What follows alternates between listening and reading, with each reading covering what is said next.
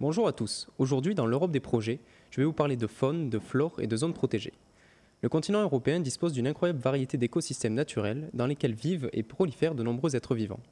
Pourtant, l'activité humaine peut venir modifier, voire détruire ces espaces. Alors, de nombreuses initiatives ont été lancées afin de préserver ces zones, notamment avec le programme européen Réseau Natura 2000. Ce programme rassemble des sites naturels de l'Union européenne ayant une grande valeur patrimoniale par la faune et la flore exceptionnelles qu'ils contiennent. Ces sites sont désignés afin de protéger des zones essentielles, considérées comme vulnérables, rares ou ayant un caractère symbolique. Au total, il existe environ 2000 espèces et 230 types d'habitats pour lesquels des sites majeurs doivent être désignés. Initialement prévu pour l'année 2000, d'où le nom, ce programme devait permettre la réalisation d'objectifs fixés lors du sommet de la Terre de Rio en 1992. Finalement, tout au long de ces 20 dernières années, la superficie des zones protégées n'a cessé d'augmenter pour atteindre plus de 18% du territoire européen. La couverture nationale des sites peut varier de 9% comme au Danemark à près de 38% en Slovénie. Différents types d'écosystèmes sont concernés, ils peuvent être terrestres, d'eau douce ou marins. Ce dernier est le plus lent à se mettre en place et seulement 6% de l'espace maritime européen est protégé. Ce sont les États membres qui désignent les territoires à protéger qui sont ensuite validés par la Commission européenne. Concernant les coûts et financements, la Commission avait estimé en 2007 que 5,8 milliards d'euros par an seraient nécessaires à la gestion et à la restauration de ces lieux.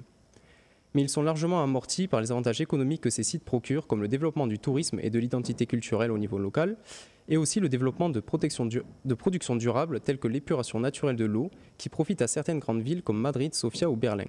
Enfin, ce programme est financé par Life Natura et différents fonds structurels tels que le FEDER. Les importants élargissements qu'a connus l'UE depuis 2004 ont permis de mettre à jour les critères de sélection comme l'introduction de nouvelles espèces, telles que le bison d'Europe en Pologne.